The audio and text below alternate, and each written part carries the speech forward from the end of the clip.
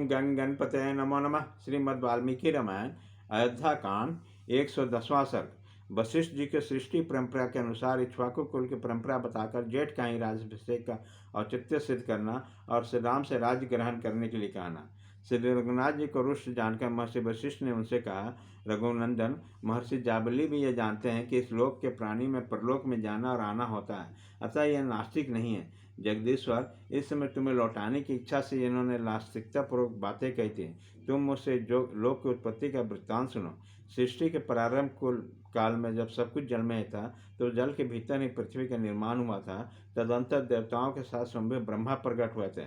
इसके बाद भगवान विष्णु स्वरूप ब्रह्मा ने ही बराह रूप प्रकट होकर जल के भीतर इस पृथ्वी को निकाला और अपने कृतात्मा पुत्रों के साथ संपूर्ण जगत की सृष्टि की। आकाश स्वरूप परम ब्रह्म परमात्मा से ब्रह्मा जी का प्रादुर्भाव हुआ, जो नित्य सनातन एवं अविनाशी हैं। इनसे मरीचि उत्पन्न हुए। मरीचि के पुत्र कश्यप हुए। कश्यप का विश्वान का जन्म हुआ। विश्वान के पुत्र साक्षात मनु हुए, जो पहले प्रजापति थे। मनु के पुत्र इक्ष्वाकु हुए, जिन्हें मनु ने सबसे पहले इस पृथ्वी को समृद्धशाली राज्य सौंपा था। उन राजा इक्ष्वाकु को तुम अयोध्या का प्रथम राजा समझो। इक्ष्वाकु के पुत्र श्रीमान कुक्षी के नाम से विख्यात हुए। कुक्षी के वीर पुत्र विकुक्षी हुए। विकुक्षी के महातेजस्वी प्रत्युपात्र बाण हुए। बाण के महाबाहु पुत्र अरण्य हुआ, जो बहुत भाड़े तपस्वी थे। सत्पुरुषों में श्रेष्ठ महाराज अरण्य के राज में कभी अनावृष्टि नहीं हुई, अकाल नहीं हुआ तथा कोई चोर भी नहीं हुआ। महाराज अरण्य से राजा पृथ्वी हुए। उस पृथ्वी से महाराज महातेजस्वी त्रिशंकु की उत्पत्ति हुई।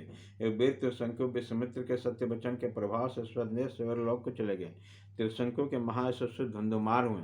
धुंधुमार से महातेजस्वी युवनाथ का जन्म हुआ। युवनाथ के पुत्र श्रीमान मंधाता हुआ। मंधाता के महान तेजस्वी पुत्र सुसंधि हुए। सुसंधि के दो पुत्र ध्रुव संधि और प्रसन्नजित। ध्रुव संधि के यशस्वी पुत्र शत्रुसूदन भरत थे। महाभाव भरत ने आशित नामक पुत्र उत्पन्न किया, जिसके शत्रुभूत प्रतिपक्षी राजा थे है। ताल जप और सूर्यबिंदु से संपन्न हुए। उन सबका सामना करने के लिए सेना का व्यूह बचाकर युद्ध के लिए डटे रहने पर शत्रुओं की संख्या अधिक रहने के कारण राजा असित को हार कर प्रदेश की शरण लेने पड़ी। और रमणीय शैल शिखर पर प्रसन्नतापूर्वक रहकर मुनिभाव से परमात्मा का मनन चिंतन करने लगे। ऐसा कहा जाता है कि असित की दो पत्नियां गर्भवती थी। उसमें एक महाभागा कमलोचना राजपत्नी ने उत्तम पुत्र पालन की अभिलाषा करने के लिए देव तुल्य तेजस्वी भृगुवंशी च्यवन मुनि के चरणों में वंदना की। दूसरी राजी ने अपने सौत के गर्भ के विनाश करने के लिए उसे जहर दे दिया। उसी दिनों भृगुवंशी च्यवन मुनि हिमालय पर आते थे। राजा असित को कालिंदी नामक पत्नी ने ऋषि के चरणों में पहुंचकर उन्हें प्रणाम किया। मुनि ने प्रसन्न होकर पुत्र की उत्पत्ति के लिए वरदान चाहने वाली रानी ने इस प्रकार कहा, देवी, तुमने एक महामनुष्य लोक विख्यात पुत्र प्राप्ति होगा, जो धर्मात्मा शत्रुओं के लिए अत्यंत भयंकर और अपने वंश को चलाने वाला शत्रुओं का संहारक होगा। यह सुनकर राजा रानी ने मुनि की परिक्रमा की और उनसे विदा लेकर वहां आने पर घर पर रानी ने पुत्र को जन्म दिया, जिनकी कांति कमल के भीतर के संभागों के समान सुंदर थी। नेत्र कमल जल के समान मनोहर थे। सौत ने उस घर को नष्ट करने के लिए जो विष दिया था, उस घर के साथ ही वो बालक प्रकट हुआ, इसलिए सगर नाम से प्रसिद्ध हुआ। राजा सागर वही हैं जिन्हें पर्व के दिन में जग की दीक्षा करके खुदाई के बेग से इन समस्त प्रजाओं के भयभीत करते हुए अपने पुत्रों द्वारा समुद्र खुदवाया था। इससे हमसे सुनने में आए सगर के पुत्र असमंजस हुए, जिससे पाप कर्म में प्रवृत्त होने के कारण पिताजी ने जीते जी राज्य निकाल दिया। असमंजस के पुत्र अंशुमान हुए, जो बड़े पराक्रमी थे। अंशुमान के दिलीप और दिलीप के पुत्र भगीरथ हुए। भगीरथ से कुकुस का जन्म हुआ, जिनसे उनसे वंश वाले काकुस कहलाते हैं। ककुस का पुत्र रघु हुए, जिनके वंश के लोग राघव कहलाए। रघु के तेजस्वी पुत्र कल्याण पासमाद हुए, जो बड़े होकर साप वंश कुछ वर्षों के लिए नरभक्षी राक्षस हो गए थे। वह इस पृथ्वी पर सौदास नाम से विख्यात है। कल्पनाथ के पुत्र शंकर हुए। यह हमारे सुनने में आया, जो युद्ध में सुप्रसिद्ध पराक्रम प्राप्त करके भी सेना से एक नष्ट हो गए थे।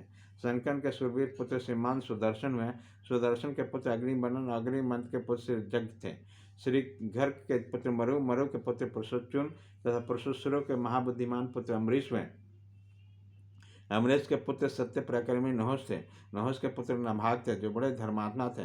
नभाग के दो पुत्र हुए, अजग और सुब्रत। अजग के धर्मात्म पुत्र राजा दशरथ थे। दशरथ के जेठ पुत्र तुम हो, जिनके श्री राम के नाम से प्रसिद्ध है।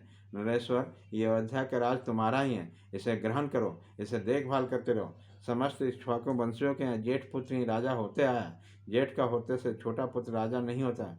जेठ पुत्र के राजा के पद पर अभिषेक होता है। महायश श्री राम, रघुवंशियों का जो अपना सत्य कुल धर्म है उन्हें आज तुम नष्ट न करो। बहुत से अवान्तर देश वाले प्रचुर रत्नवासियों से संपन्न इस वसुधा के पिता की भांति पालन करो। इस प्रकार श्री वाल्मीकि निर्मित आश्रमण आदि काम में अयोध्या कांड में 110वां सर्ग पूरा हुआ।